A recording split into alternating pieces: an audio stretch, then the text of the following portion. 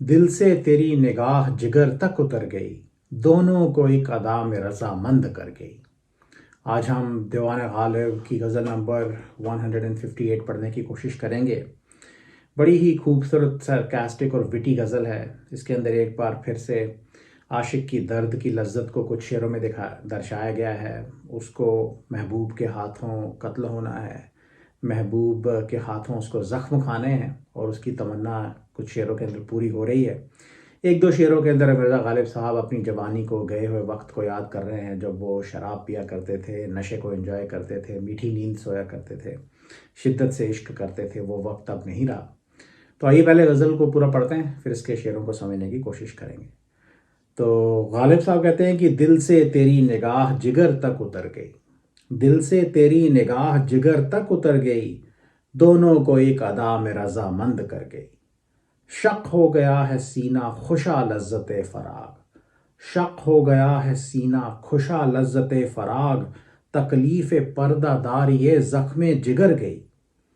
वो बाद आए शबाना की सरमस्तियाँ कहाँ, वो बाद आए शबाना की सरमस्तियाँ कहाँ, उठिए बस अब की लज्जत ख्वाबे सहर गई। उड़ती फिरे है खाक मेरी कुए यार में, उड़ती फिरे है खाक मेरी कुए यार में, बारे अब हवा हवसे बालो पर गई। देखो तो दिल फरेब ये अंदाज नक्श पा, देखो तो दिल फरेब ये अंदाज नक्श पा, मौजे खिराम यार भी क्या गुल कतर गई। हर बुल हवस ने हुस्न परस्ती शियार की, हर बुल हवस ने हुस्न परस्ती शियार की, हर बुल हवस ने हुस्न परस्ती शियार की, अब आब रूए शेवाए अहले नजर गई। नज़ारे ने भी काम किया वहाँ नकाब का, नज़ारे ने भी काम किया वहाँ नकाब का, मस्ती से हर निगाह तेरे रुख पर बिखर गई। नज़ारे ने भी काम किया वहाँ नकाब का, मस्ती से हर निगाह तेरे रुख पर बिखर गई। फरदा व दी का तफरीका यकबार मिट गया, फरदा व दी का तफरीका यकबार मिट गया, कल तुम गए कि हम पे कयामत गुजर गई। मारा ज़माने ने असदुल्ला खां तुम्हें, मारा ज़माने ने असदुल्ला खां तुम्हें, वो वलवले कहाँ वो जवानी किधर गई। तो ये थी पूरी गज़ल। पहला शेर देखते हैं कि दिल से तेरी निगाह जिगर तक उतर गई, दोनों को एक अदा में रजामंद कर गई। खूबसूरत महबूब की निगाह को अक्सर एक नोकीले तीर से कंपेयर किया जाता है। जब महबूब आशिकों की तरफ देखता है तो उसकी निगाहों का, उसकी नज़र का तीर आशिकों को ज़ख्मी करता हुआ जाता है, अक्सर उनके दिल को ज़ख्मी करता है। यहाँ पे बात एक कदम आगे निकल गई है। जिगर का मतलब है लिवर। तो कहते हैं कि दिल से तेरी निगाह जिगर तक उतर गई। तो महबूब से कह रहे हैं कि तेरी निगाह का तीर मेरे दिल से होता हुआ मेरे जिगर तक पहुंच गया है, या और जिगर तक उतर गया है, और दोनों को, दिल और जिगर दोनों को एक साथ जख्मी कर गया है, या? दोनों को एक अदा में रजामंद कर गई। दिल और जिगर दोनों को एक ही अदा में, एक ही अंदाज में वो रजामंद कर गया है, रजामंद कर गई है तेरी निगाह। तो रजामंद करने का मतलब है कि दोनों से अपनी बात मनवा गई है।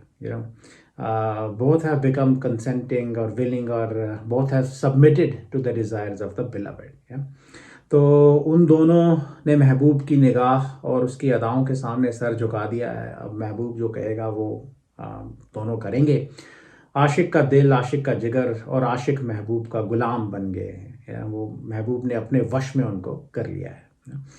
तो बात यहाँ पे ज़ख्मी होने की हो रही है, लेकिन इस शेर की टोन दुख से भरी नहीं है, उसके अंदर एक खुशी की टोन है, या तो वो टोन इसलिए है क्योंकि आशिक और आशिक के दिल और आशिक के जिगर को यही ज़ख्म चाहिए था, या जो उनको चाहिए था। वो हमेशा तमन्ना रखते हैं कि वो महबूब के हाथों ज़ख्मी हों, महबूब के हाथों कत्ल हो जाएं, या और वही हुआ है। महबूब की निगाहों का तीर उनको ज़ख्मी करके गया है, यही उनकी तमन्ना थी। ये तमन्ना पूरी हो गई है, इस वजह से यहाँ पे एक खुशी का इजहार किया जा रहा है। और महबूब का कितना कंट्रोल है आशिकों के ऊपर, उसको भी यहाँ पे दर्शाया गया है। उसकी इंटेंशन ना भी हो, अगर वो एक भरपूर निगाह से महबूब आशिकों की तरफ देख ले तो उसकी निगाह आशिक के दिल और जिगर को छेदती हुई, जख्मी करती हुई जाती है। और वो ज़ख्मी आशिक पूरी तरह से मजबूर हो जाता है महबूब का गुलाम बनने के लिए या उसके आगे सर झुकाने के लिए। एक रजामंदी का एक रंग ये भी हो सकता है कि अगर दिल और जिगर के बीच में कोई कॉन्फ्लिक्ट था, दिल और जिगर की अलग अलग पर्सनैलिटीज़ होती हैं शेर व शायरी में, तो अगर उनके बीच में कॉन्फ्लिक्ट था, एक चाहता था कि इश्क करना चाहिए कि नहीं करना चाहिए इस महबूब से, अगर कोई भी कॉन्फ्लिक्ट वहाँ पे एग्जिस्ट करता था, वो भी अब मिट गया है, दोनों रजामंद हो गए हैं और महबूब के आगे उन्होंने सर झुका दिया है। तो इतनी ताकत, इतना कंट्रोल महबूब अपने आशिक के ऊपर रखता है। और अगर दोनों दिल और जिगर ज़ख्मी हैं तो शायद मौत भी आने वाली है, और यही मौत आशिक को चाहिए और इसलिए भी वो खुश है। तो दूसरी लाइन में एक पॉजिटिव टोन इस वजह से भी है। तो कहते हैं कि दिल से तेरी निगाह जिगर तक उतर गई, दोनों को एक अदा में रजामंद कर गई। रजामंदी में एक खुशी का एस्पेक्ट भी है।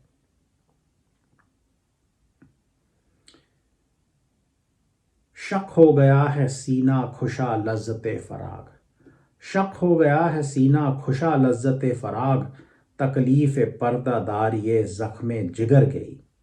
सीना शक हो गया, इसका मतलब है कि उनका सीना, उनकी छाती फट के खुल गई, इतना गहरा जख्म उनको मिला है that his chest has split open. खुशा मुबारकबाद, कंग्रेचुलेशंस का एक्सप्रेशन है। लज्जत फ़राग, आज़ाद होने की, फ्री होने की जो लज्जत, मज़ा या खुशी है, उसको लज्जत फ़राग कहेंगे। तकलीफ़ पर्दादार ये ज़ख्म जिगर, तो जिगर के ज़ख्म पे पर्दा डाल के उसको छुपाने की तकलीफ़ या जो जहमत आशिक को उठानी पड़ती थी, उसको तकलीफ़ पर्दादार ये ज़ख्म जिगर बोलेंगे। तो शेर है कि शक हो गया है सीना खुशा लज्जत फराग, तकलीफ पर्दादार ये ज़ख्म जिगर गई। बड़ा एक खूबसूरत शेर है। फिर से एक बार आशिक की दर्द की लज्जत का थीम आया है। उसको इश्क में ज़ख्म खाने हैं, दर्द सहने हैं, अपने आप को कुर्बान वो करना चाहता है इश्क में, और इसमें उसको बहुत लज्जत मिलती है। और कहते हैं कि शक हो गया है सीना, तो वो कह रहा है कि मेरा सीना शक हो गया है, मेरी छाती इस कदर ज़ख्मी हुई है कि वो फट के खुल गई है। और कह रहे हैं कि खुशा लज्जत फ़राग, उनको एक आज़ादी की फीलिंग महसूस हो रही है, और इस आज़ादी की लज्जत को वो मुबारकबाद दे रहे हैं। अब वो आज़ादी किस चीज़ से है, वो दूसरी लाइन में डिस्क्राइब किया गया है। तो कहते हैं तकलीफ़ पर्दादार ये ज़ख्म जिगर गई है। तो जिगर के ज़ख्म या जिगर के ज़ख्मों की पर्दादारी करने की तकलीफ़ या ज़हमत अब उन्हें नहीं उठानी पड़ती, या इस तकलीफ़ से उनको आज़ादी मिल गई है। तो हाँ, पहले उनके जिगर में एक ज़ख्म लगा हुआ था, शायद महबूब की निगाहों के तीर की वजह से ही वो ज़ख्म लगा था, महबूब ने ही वो ज़ख्म दिया था, और उसको वो छुपा छुपा के घूमते थे, या? और हाँ, अब उनका सीना ही फट गया है, तो इतनी बुरी हालत है, मौत आने वाली है, अब तो शायद उनकी ज़िंदगी ख़त्म हो गई। तो फिर एक छोटे से ज़ख्म को वो क्या छुपा छुपा के घूमे, या तो वो जो जिगर के ज़ख्म को छुपाने की, उसकी पर्दादारी करने की जो जहमत उनको उठानी पड़ती थी, उससे उनको आज़ादी मिल गई है। अब वो क्यों उस ज़ख्म को छुपा छुपा के घूमते थे, इसके अंदर भी कई रंग हो सकते हैं। शायद उनको वो ज़ख्म उन्होंने इश्क में खाया था, और उनको इस बात की परवाह थी कि मेरे इश्क का राज कहीं दुनिया पे ना खुल जाए, लोगों को ये ना पता चल जाए कि किस महबूब ने ये ज़ख्म मुझे दिया है, मेरे महबूब की रुसवाई इस दुनिया में ना हो जाए, या? और ऐसा भी हो सकता है कि वो अधूरा ज़ख्म हो, या महबूब ने पूरी तवज्जो से निगाहों का तीर उनकी तरफ ना चलाया हो, या? तो इस बात से शायद उनको ऐसा भी हो सकता है कि उनको शर्मिंदगी महसूस होती हो, इस वजह से वो उस ज़ख्म को छुपा छुपा के घूमते थे। लेकिन अब जब सीना ही फट गया, छाती ही फट के खुल गई है, तो फिर एक छोटे से ज़ख्म को छुपा छुपा के वो क्या घूमे, क्या उसका मकसद है? अब तो मौत आने वाली है, अब दुनिया में मेरी रुसवाई हो, क्या फ़र्क पड़ता है, या? तो क्या देखें, सरकास्टिक विटी एक्सप्रेशन है, सीना फटा हुआ पड़ा है, और इस हॉरिबल सिचुएशन को वो एक सरकास्टिक वे में, ह्यूमरस विटी वे में डिस्क्राइब कर रहे हैं। और देखें, वो मुबारकबाद दे रहे हैं लज्जत फ़राग को, या? तो जो आज़ाद होने की, फ्री होने की जो लज्जत है, वो दर्द की लज्जत से एसोसिएटेड है, क्योंकि वो लज्जत छाती के फटने की वजह से उनको मिल रही है। तो ऐसा हो सकता है कि आशिक ख़त्म हो गया है, आशिक मर गया है, लेकिन उसके मरने के बाद भी दर्द की लज्जत बाकी है, या मर के जहाँ वो पहुँचा है वहाँ पे भी ये लज्जत बरकरार है और वहीं से ये शेर लिखा जा रहा है। ऐसा भी हो सकता है कि आशिक अधमरा है, अभी ज़िंदा है, और उसको अपना खुला हुआ सीना, फटा हुआ सीना नज़र आ रहा है, बेहद दर्द हो रही है, लेकिन दर्द में भी उसको लज्जत मिल रही है और वो मुबारकबाद दे रहा है। तो ओवरऑल उसको महबूब के हाथों मौत नसीब हुई है और इस बात से वो बहुत खुश है। तो जो ज़िंदगी की छोटी मोटी तकलीफ़ें हुआ करती थी, जिगर के ज़ख्म को छुपाने की जो तकलीफ़ उसे उठानी पड़ती थी, वो उसकी ज़िंदगी से चली गई है, उससे वो आज़ाद हो गया है और इस बात की वो खुशी मना रहा है। तो कहते हैं कि शक हो गया है सीना खुशा लज्जत फराग, तकलीफ़ पर्दादारी ये ज़ख्म जिगर गई। वो बादा ए शबाना की सरमस्तियाँ कहाँ, वो बादा ए शबाना की सरमस्तियाँ कहाँ, उठिए बस अब की लज्जत ख्वाब सहर गई। बादा ए शबाना का मतलब है रात की शराब, नॉक्टर्नल वाइन। शराब, ऐसी शराब जो रात में पी जाती हो, या ऐसी शराब जिसमें रात जैसी क्वालिटीज़ हों। सरमस्तियाँ कहेंगे नशों को, इंटॉक्सिकेशंस को। ख्वाब सहर, सुबह का ख्वाब, ड्रीम और स्लीप ऑफ द डॉन और द मॉर्निंग। ऐसा भी कहा जाता है कि सुबह होने से पहले पहले बड़ी मीठी नींद आती है, तो ऐसी मीठी नींद का ख्वाब हो सकता है, या ऐसी ऐसी मीठी नींद को भी आप यहाँ पे ख्वाब सहर कह सकते हैं। तो कहते हैं कि वो बाद आए शबाना की सरमस्तियाँ कहाँ। तो वो कह रहे हैं कि अब वो बाद आए शबाना, रात की शराब की सरमस्तियाँ, नशे कहाँ। इफ़ेक्टिवली ज़िंदगी में से वो मज़ा चला गया है, वो वक्त गुज़र गया है जब वो रात को शराब पी के नशे को एंजॉय किया करते थे। उठिए बस अब की लज्जत ख्वाब सहर गई। तो टोन ऐसी है कि ज़िंदगी का लुत्फ़ चला गया है, रात को शराब पी के नशे की मस्तियों का जो लुत्फ़ उठाया करते थे वो अब नहीं रहा, और सुबह सुबह की मीठी नींद के ख्वाब भी अब उनको नहीं आते।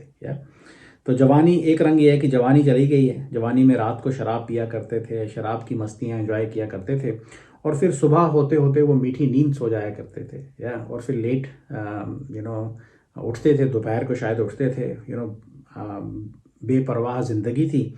वो वक्त अब गया, बुढ़ापा आने वाला है, और वो कह रहे हैं कि उठो, जागो, स्पिरिचुअल काम करो या मौत के लिए तैयार हो जाओ। क्योंकि वो यूथफुलनेस जो है वो अब चली गई है, जवानी की सरमस्तियाँ चली गई हैं, पुराने वक्त को याद कर रहे हैं। सरमस्तियाँ, लज्जत ख्वाब सहर उनको याद आ रही है।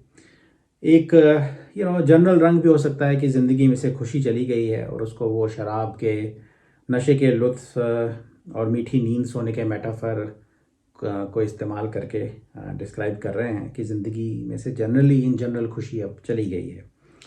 ऐसा भी हो सकता है कि शराब की सरमस्तियाँ भी एक ख्वाब ही थी, अब सुबह हो गई है, ख्वाब टूट गया है, और वो कह रहे हैं कि उठो, face the realities of life. और ये भी हो सकता है कि इतनी दर्दनाक, इतनी गमगीन सूरत यहाँ पे नहीं है। हो सकता है कि सुबह के आने का मतलब है कि मूव ऑन और welcome yourself to the next phase of your life. तो चलो छोड़ो, ये ख्वाब छोड़ो और असली ज़िंदगी जियो। ये असली ज़िंदगी तुम्हारे ख्वाब से भी बेहतर हो सकती है। तो सोते रह जाओगे तो इस ज़िंदगी को मिस कर दोगे। और या फिर ओवरऑल ये कि उठो और ज़िंदगी की हार्श रियलिटीज़ को फेस करो। तुम हमेशा जो शराब के नशे एंजॉय किया करते थे वो तुम कब तक करते, वो वक्त अब गया। Wake up and face the life. जो रंग स्ट्रेट फॉरवर्ड है, जो मुझे सबसे अच्छा लगता है, वो यही है कि जवानी चली गई है या ज़िंदगी की खुशी चली गई है। वो जो शराब की महफ़िलें रातों को लगा करती थी, रात भर शराब पी के वो नशे में चूर रहते थे और सुबह की मीठी नींद को एंजॉय किया करते थे, वो वक्त अब नहीं रहा। वो बादाए शबाना की सरमस्तियाँ कहाँ, उठिए बस अब की लज्जत ख्वाबे सहर गई। उड़ती फिरे है खाक मेरी कुए यार में, बड़ा एक खूबसूरत शेर है। उड़ती फिरे है खाक मेरी कुए यार में, बारे अब हवा हवस से बालो पर गई। ये भी एक बड़ा खूबसूरत सरकास्टिक शेर है। आशिक मर गया है और वो कहता है कि सारी ज़िंदगी मुझे ये हवस रही, मुझे ये तमन्ना रही कि मेरे बालों पर निकल आए, विंग्स और फेदर्स निकल आए, ताकि मैं आज़ादी से अपनी महबूब की गली में उड़ता फिरूं, उस जब चाहे उसका दीदार करूं, उसको आते जाते देखूं, उड़ के उसके पास चला जाऊं। वो तमन्ना मेरी ज़िंदगी भर पूरी नहीं हुई, लेकिन कोई बात नहीं, अब मैं मर गया हूं और मेरी खाक मेरी महबूब की गली में उड़ती फिरती है, और वो मेरी खाक महबूब की गली में उड़ने के मज़े लेती है। और तो शुक्र है किसी न किसी तरह से मेरी तमन्ना तो पूरी हुई है। अगेन वंस अगेन बेचारा मर गया है, लेकिन इस सिचुएशन को उसने एक सरकास्टिक विटी अंदाज में डिस्क्राइब किया है। तो ज़िंदगी भर तो तमन्ना पूरी नहीं हुई, लेकिन चलो मौत के बाद तो मुझे कुछ हासिल हुआ। तो जब वो ज़िंदा था तो जीते जी उसको महबूब की गली में एंटर करने की परमिशन नहीं दी जाती थी। तो शायद वो फैंटेसाइज करता हो कि मैं एक परिंदा बन जाऊं, तो मैं उड़ के महबूब की गली में चले जाऊं, उसका दीदार करूं, और उसको ये मौका नहीं मिला। और अब वो मर गया है। और सबसे खूबसूरत रंग इसके अंदर ये है कि मरने के बाद भी उसके अंदर से और उसकी खाक में से, अब वो खाक में मिल गया है, उसको दफना दिया गया है, और उसकी खाक में से भी महबूब को मिलने की, महबूब की गली में जाने की तमन्ना उसकी खाक में भी बरकरार है। मरने के बाद भी उसके दिल में से ये तमन्ना नहीं गई है, और वो शुक्र मना रहा है। और एक इसके अंदर डेस्परेशन का रंग भी ये है कि महबूब की गली में खाक उड़ रही है, लेकिन शुक्र है कि महबूब की गली में मेरी खाक उड़ रही है। तो मुझे तो जीते जी वहाँ पे उड़ने का मौका नहीं मिला, लेकिन शुक्र है कि मेरी खाक महबूब की गली में उड़ रही है। तो मर के भी महबूब से विसाल की तमन्ना आशिक के दिल से नहीं जाती, ये इसका जिस्ट है। और जो वो चाहता था वो उसको नहीं मिला, लेकिन उसकी तमन्ना एक और अंदाज में उसके मरने के बाद पूरी हो गई है, और he is just hanging on to straws. तो एक और रंग इसके अंदर ये हो सकता है कि क्या महबूब की गली में उसको दफनाया गया है, और अगर नहीं दफनाया गया तो उसकी खाक में देखें इतनी तमन्ना है कि वो कहीं दूर से उड़ के फिर महबूब की गली में ही आ गई है। तो मर के भी महबूब से विसाल की तमन्ना नहीं मरी। तो कहते हैं उड़ती फिरे है खाक मेरी कुए यार में, बारे अब हवा हवस से बालो पर गई। तो ये बात वो किसको बता रहे हैं? हवा को बता रहे हैं, जो उनकी खाक को महबूब की गली में उड़ा रही है। देखो तो दिल फरेबी ये अंदाज नक्श पा, मौजे खिराम यार भी क्या गुल कतर गई। नक्श पा का मतलब है पाँव के निशान, दिल फरेबी करने का मतलब है दिल को धोखे से चुरा लेना, जो कि खूबसूरत महबूब आशिकों के साथ करते हैं। खिराम यार, यार की मस्त खूबसूरत चाल, गुल कतर गई। गुल कतरने का मतलब यह है कि कोई इंसान कोई शरारत भरी हरकत करके गुजर गया है। तो महबूब के नक्शे कदम नक्शे पा, उसके पाँव के निशान, फुटस्टेप भी आशिक को प्यारे लगते हैं। वो भी आशिक से दिल फरेबी कर सकते हैं, वो भी आशिक का दिल चुरा सकते हैं, क्योंकि इतनी खूबसूरत महबूबा है, इतनी खूबसूरत उसकी चाल है कि जो वो पाँव के निशान छोड़ के जाती है वो भी आशिक का दिल चुरा लेते हैं। ये हम दूसरी जगह भी देख चुके हैं। एक बड़ा मशहूर शेर है गालिब साहब का, जहाँ तेरा नक्शे कदम देखते हैं, ख़याबां ख़याबां इरम देखते हैं। तो यहाँ वो कह रहे हैं कि महबूब के नक्शे कदम, उसके पाँव के निशानों के नीचे मुझे जन्नत के बाग नज़र आते हैं। इतने कीमती महबूब के पाँव के निशान आशिक के लिए हैं। तो उसके नक्शे पा आशिक के साथ दिल फरेबी कर रहे हैं, धोखे से उसका दिल चुरा रहे हैं, और कहते हैं देखो तो दिल फरेबी ये अंदाज नक्श पा, देखो तो महबूब के नक्शे पा में क्या अंदाज दिल फरेबी है, मौजे खिराम यार भी क्या गुल कतर गई। यानी कि महबूब की चाल जो कि एक मौज की तरह दिखाई उसको देती है, एक वेव की तरह उसको दिखाई देती है, वो भी देखें कह रहे कैसी शरारत करके गई है। और वो शरारत क्या है? दिल फरेबी इस अंदाज से, इस मस्ती भरे अंदाज से वो चलती है कि जहाँ जहाँ से वो गुजरती है वो और उसकी चाल और उसके पाँव के निशान आशिकों का दिल चुराते हुए जाते हैं, उनके साथ दिल फरेबी करते हुए जाते हैं।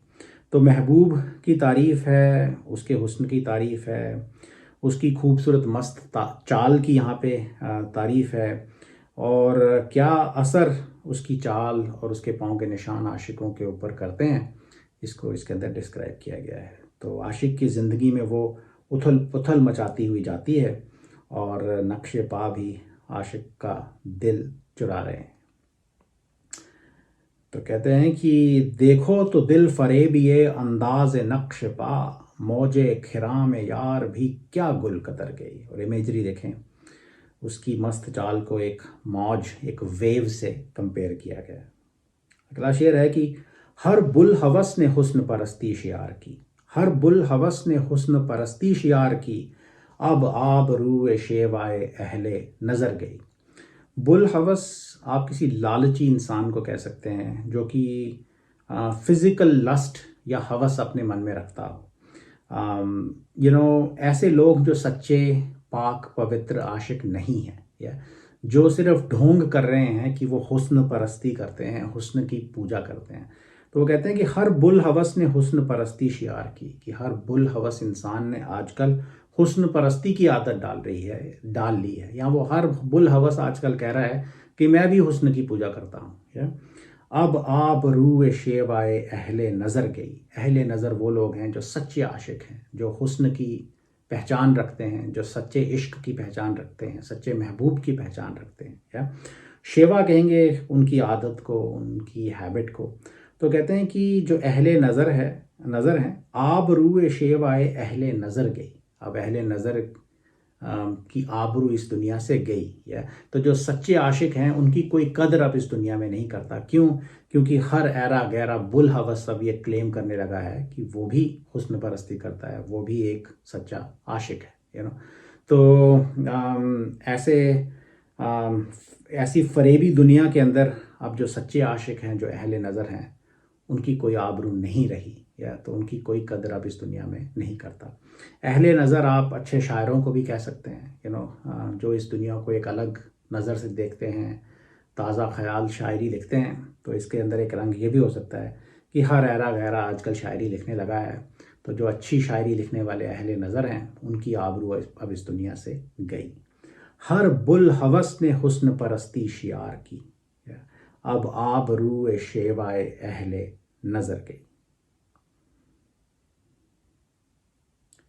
नज़ारे ने भी काम किया वहाँ नकाब का, नज़ारे ने भी काम किया वहाँ नकाब का, मस्ती से हर निगाह तेरे रुख पर बिखर गई। क्या खूबसूरत इमेजरी का गालिब साहब ने इस्तेमाल किया है।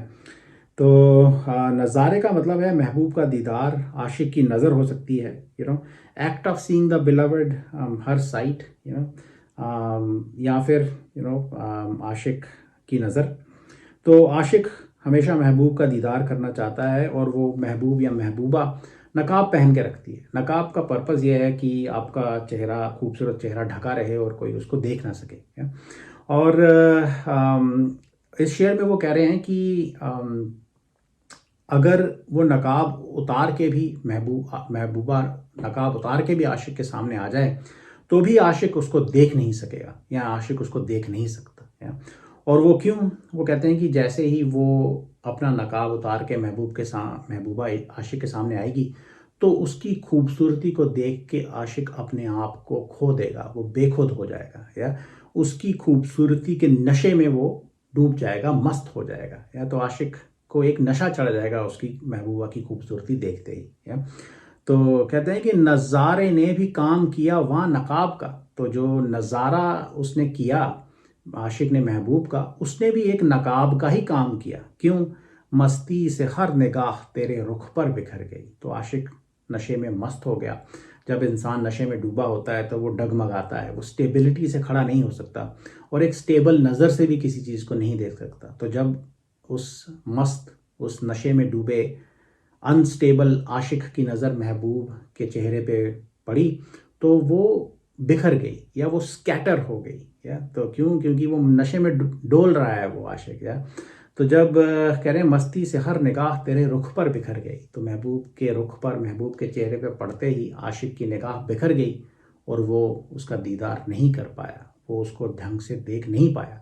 तो इस नज़ारे ने और मस्ती भरी निगाह ने भी एक नकाब का ही काम किया, क्योंकि इफ़ेक्टिवली आशिक महबूब का दीदार नहीं कर पाया। अगर वो नकाब पहन के रखती, जब वो नकाब पहनती थी तब भी वो उसको देख नहीं पाता था, और जब उसने नकाब उतार दिया तो वो ऐसे नशे में डूब गया, ऐसे अपने आप को खो बैठा, ऐसा मस्त हुआ कि वो एक स्टेबल निगाह से महबूब के चेहरे को देख ही नहीं पाया। उसकी निगाह वहाँ पड़ते ही बिखर गई।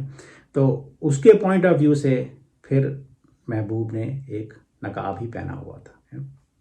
तो उसकी बिखरी हुई निगाह ने, नज़ारे ने, the act of seeing the beloved, उसने भी एक नकाब का ही काम किया और महबूब के चेहरे को छुपा के रखा।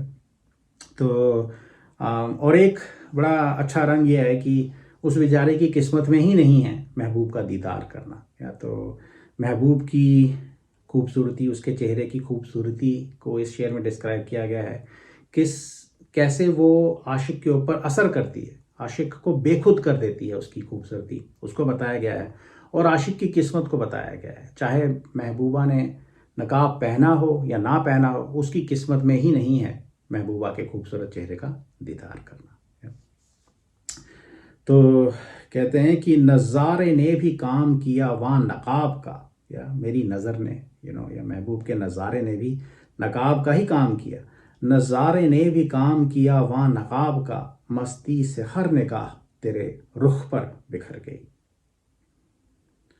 फरदा ओ दी का तफरीका यक बार मिट गया, फरदा ओ दी का तफरीका यक बार मिट गया, कल तुम गए कि हम पे क़यामत गुजर गई। फरदा कहते हैं कल को, टुमारो को, अगले आने वाले कल को। दी कहते हैं पिछले कल को, येस्टरडे को। तफरीका कहेंगे सेपरेशन को, जो पिछले कल और अगले कल के बीच का फ़र्क या दूरी है इस शेर के कॉन्टेक्स्ट में। तो आशिक महबूब की जुदाई नहीं सह पाता। वो कह रहा है कि कल, पिछले कल जब तुम गए, जब तुम मुझे छोड़ के गए, तो ऐसा लगा मानो मेरे ऊपर क़यामत का कहर टूट पड़ा है, जैसे मेरे ऊपर क़यामत गुजर गई है। तो क़यामत का आना फ्यूचर में बताया जाता है, अगले कल की बात है। लेकिन यहाँ पे पिछले कल जब महबूब छोड़ के गया तो आशिक को लगा कि जैसे उसके लिए क़यामत ही आ गई है। इतना वो दुखी हुआ, और वो कह रहा है कि फ़रदा और दी के जो पास्ट और फ्यूचर के बीच में जो फ़र्क था वो अब मेरे लिए मिट गया। तो उसको मैं अब भूल चुका हूँ। एक बार फाइनली वो फ़र्क मेरे जहन से, मेरी ज़िंदगी से मिट गया है। और ये क़यामत की भी एक निशानी बताई जाती है कि पास्ट और फ्यूचर का फ़र्क मिट जाएगा। तो वो कह रहा है मेरे लिए तो क़यामत आ गई, मतलब मुझे इतने दुख सहने पड़े कि मुझे ऐसा लगा कि मेरी तो ज़िंदगी ख़त्म हो गई। ऐसा भी हो सकता है कि शायद वो फिज़िकली भी दुख से मर गया हो। और इसी मौत के साथ साथ फ़रदा और दी का तफरीका यक बार मिट गया। कि मेरी हालत ऐसी है कि पास्ट और फ्यूचर का फ़र्क अब मुझे पता नहीं चलता। ऐसा भी हो सकता है कि महबूब हमेशा अगले कल को आने का वादा करके जाता था, और अब वो फाइनली पिछले कल उसको छोड़ के चला गया है। तो वो कह रहा है कि तूने कल का वादा भी नहीं किया, आने का वादा भी नहीं किया, और पिछला कल मेरे लिए क़यामत था और वहीं मेरा दिमाग ठहर गया है। तो अगले कल के बारे में अब मैं सोचता भी नहीं, क्योंकि मैं कल ही पिछले कल को ही ख़त्म हो गया था, मेरी दुनिया वहीं ख़त्म हो गई थी। और या एक रंग ये भी हो सकता है कि मैं आज की अपने प्रेजेंट स्टेट के दुख में इतना खोया हुआ रहता हूँ कि अगले कल के बारे में मैं सोचता ही नहीं, और फ़रदा और दी में के बीच में जो फ़र्क होता है वो मेरे लिए मिट गया है, उसके बारे में मैं नहीं सोचता। तो इसका जिस्ट आई थिंक दूसरी लाइन में है। वो कहते हैं कि कल तुम गए कि हम पे क़यामत गुजर गई थी, कल जब तुम हमें छोड़ के गई तो मेरे ऊपर मानो क़यामत गुजर गई। फ़रदा ओ दी का तफरीका यक बार मिट गया, कल तुम गए कि हम पे क़यामत गुजर गई। आखिरी शेर है कि मारा ज़माने ने असदुल्ला खां तुम्हें, मारा ज़माने ने असदुल्ला खां तुम्हें, वो वलवले कहाँ, वो जवानी किधर गई है। ज़माना जो लफ्ज़ है वो दुनिया के लिए इस्तेमाल किया जाता है, टाइम, वक्त, दौर के लिए इस्तेमाल किया जाता है, किस्मत के लिए भी इस्तेमाल कर सकते हैं। असदुल्ला खां गालिब साहब का नाम है ऑब्वियसली। वलवले कहते हैं शोर को, चीख पुकार को, नालों को, दिल के अंदर जो जोश है उसको भी कह सकते हैं। तो एक बार फिर से गालिब साहब गुजरे हुए वक्त को याद कर रहे हैं और डिस्क्राइब कर रहे हैं कि कैसे इस ज़माने ने उनको मारा। तो कहते हैं, मारा ज़माने ने असदुल्ला खां तुम्हें, कि असदुल्ला खां, तेरे को इस ज़माने ने, इस वक्त ने, इस दौर ने, इस दुनिया ने, तेरी किस्मत ने मार डाला। और एक रिटोरिकल क्वेश्चन है दूसरी लाइन में, वो वलवले कहाँ, वो जवानी किधर गई है। तो जब वो जवान थे, एक वक्त था जब वो शिद्दत से इश्क करते थे, शिद्दत से इश्क के दुख दर्द सहते थे और शिद्दत से रोते थे, चीख पुकार मचाते थे, नाले करते थे। तो वो कह रहे हैं, वो वलवले कहाँ, वो जवानी किधर गई। वो वलवले भी चले गए हैं, वो जवानी भी चली गई है। यहाँ तो बुढ़ापा आ गया है, या दुख सहते सहते वो इतने कमज़ोर हो चुके हैं कि अब इश्क करने की, नाले करने की ताकत उनके दिल में नहीं रही, और शायद अब उनकी ज़िंदगी भी ख़त्म होने वाली है। तो the power of youthfulness is gone. तो मरने से पहले उनको मार दिया गया है। मारा ज़माने ने असदुल्ला खां तुम्हें, वो वलवले कहाँ, वो जवानी किधर गई। तो ये थी पूरी गज़ल। I hope it made some sense. Thank you.